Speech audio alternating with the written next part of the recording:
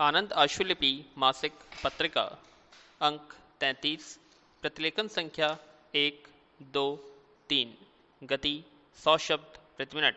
Be ready 3, 2, 1 start. महोदय, आगे बढ़ना, उन्नति करना मनुष्य मात्र की स्वाभाविक प्रवृत्ति है। आज जिस तरह की दुनिया हम देख रहे हैं, ऐसी दुनिया कुछ 100 वर्षों पहले नहीं थी। मनुष्य की तरह अदम्य इच्छा ने ही विकास और प्रगति के नित्य नए अवसर जुटाए हैं और लगातार जुटाए जा रहे हैं। उन्नति करके मनुष्य सभ्यता की ओर बढ़ता है और सभ्यता से संस्कृति की ओर। पशु से मनुष्य इसी अर्थ में भिन्न है। हमारा मनुष्य होना ही तमाम प्राणियों से उन्नत होना है। उन्नति की इस गति से ही मनुष्य जाति गतिशील है। उन्नति किए बिना हम अपना कोई स्थान कहीं भी नहीं बना सकते। जो पिछड़ जाते हैं उन्हें अनदेखा कर दिया जाता है, भुला दिया जाता है। हमें यहाँ एक विचार करना होगा कि इस उन्नति का आधार क्या है, उन्नति की बुनियाद क्या है। एकदम सहज और सीधा सा उत्तर आता है, एकता। प्रकृति ने ही एकत्व का मूल मंत्र हमें दे रखा है। मानव की संरचना में ही यह एकत्व मौजूद है। पंच तत्वों के एकत्व से ही हम धरती पर आते हैं और यही एकत्व हमें जीवन में क्रियाशील बनाता है, उन्नति की राह पर अग्रसर करता है। हमारी हथेली से जुड़ी अंगुलियां और अंगूठा विविध आकार प्रकार के हैं, पर ये जब आपस में जुड़ते हैं तो मानव श्रम के सुमन धरती पर खिलते हैं। फसलें लहलहाती हैं, कारखाने चलते हैं और विकास की मंजिलें तय होती हैं। अंगुलियों के एक बनने पर मुट्ठी बनती है, शक्ति बनती है। कहा भी गया है, संघे शक्ति कलियुगो, अर्थात कलयुग में संगठन ही शक्ति है। संगठन की बुनियाद एकता ही है। हम बटे रहेंगे, विभक्त रहेंगे तो नष्ट हो जाएंगे। परस्पर जुड़ेंगे, एक बनेंगे तो इतिहास में अपनी अमिट छाप अंकित करेंगे। जो मानव समुदाय फूट, कुनबा परस्ती, ईर्ष्या, द्वेष ग्रस्त रहा, वह या तो नष्ट हो गया या बुरी तरह पिछड़ गया। पैरा, यहाँ मैं एक बोध कथा से इस तथ्य को रेखांकित करना चाहूँगी कि एक पिता के 4 पुत्र हैं। वे हमेशा लड़ते झगड़ते रहते हैं। पिता के बारे में बार बार समझाने पर भी वे लड़ते झगड़ते रहते हैं। सारा घर दुखी रहता है और लड़ाई का लाभ दूसरे लोग उठाते हैं। एक दिन पिता अपने पुत्रों से कुछ लकड़ियां मंगाता है और उन्हें एक एक कर तोड़ने के लिए कहता है। वे उन्हें तोड़ देते हैं। फिर पिता उन लकड़ियों को एकत्र करके उन्हें देता है कि अब इन्हें तोड़ो, तो कोई नहीं तोड़ पाता। पैरा, महोदय, पिता उन्हें समझाता है कि यही स्थिति उनकी भी रहेगी यदि वे चारों मिलकर एक चलेंगे। यदि वे आपस में लड़ते रहेंगे तो अकेली लकड़ी की तरह उन्हें कोई भी तोड़ देगा। अब यह कहानी वैसे तो सभी की सुनी या पढ़ी हुई है, पर कोई शाश्वत सत्यों को सुनना भी अत्यधिक आवश्यक होता है। कथनी को करनी बना लेता है। जीवन के ऐसे मूल मंत्रों को हमें बार बार अपने आचरण व व्यवहार में ढालना होता है। हमारा देश कभी दूध दही की नदियों वाला और सोने की चिड़िया वाला देश कहलाता था।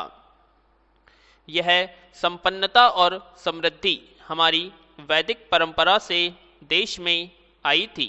वेदों में बार बार सबको हाथ लेकर चलने की बात कही गई है।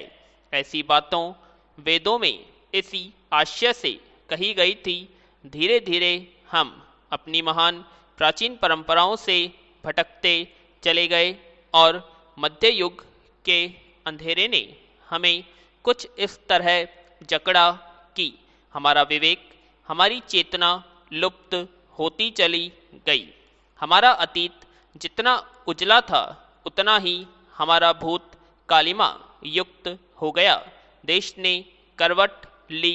स्वतंत्रता के बाद स्वतंत्र भारत के निर्माताओं ने इस देश को फिर एकता की उसी बुनियाद पर खड़ा करने और चलाने का सार्थक प्रयत्न किया और हमारा देश विगत 58 वर्षों से दुनिया के मानचित्र पर अपनी एक नई पहचान के साथ एक बार फिर जगमगाने लगा। पर पिछले कुछ वर्षों से यह कटु सत्य हमारे सामने आ रहा है कि हमारी इस प्रगति से जलन रखने वाले तत्व येन केन प्रकारेण तरह तरह से विघटनवाद को बढ़ावा दे रहे हैं। हालांकि यह पृथकतावादी ताकतें बहुत सीमित हैं, पर चाहे बीमारी हो या समस्या, यदि उसका समय पर समाधान न हो तो धीरे धीरे वह विकराल रूप धारण कर लेती है।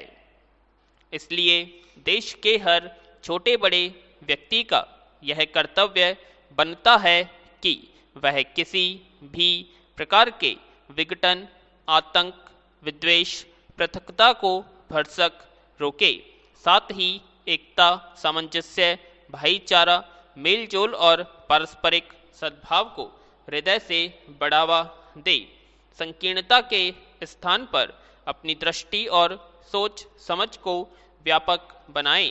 जो तोड़ने का काम करता है वह शैतान के हाथ मजबूत करता है और जो जोड़ता है वह धरती पर स्वर्ग की रचना में योगदान देता है। हम इस सत्य को अपने जीवन में स्थान दें। पैरा महोदय, मैंने कृषि के बारे में कुछ विस्तार से बातें की है क्योंकि उसे हमारे आर्थिक विकास के अंतर्गत प्रमुख स्थान मिला हुआ है। हमारे आर्थिक विकास के अंतर्गत लेकिन उद्योगों के क्षेत्र में ऋण व्यवस्था के मामले में चाहे छोटे उद्यमियों के लिए ऋण हो या बड़े उद्योगपतियों के लिए हमें सावधान रहना होगा और नए दृष्टिकोण को अपनाना होगा। जिस उद्देश्य के लिए ऋण दिया जाना हो इसमें उसकी साख पर जोर आना चाहिए। बैंकों को अपनी नई योजनाओं का तकनीकी, आर्थिक और वित्तीय मूल्यांकन करने के लिए तैयार करना होगा।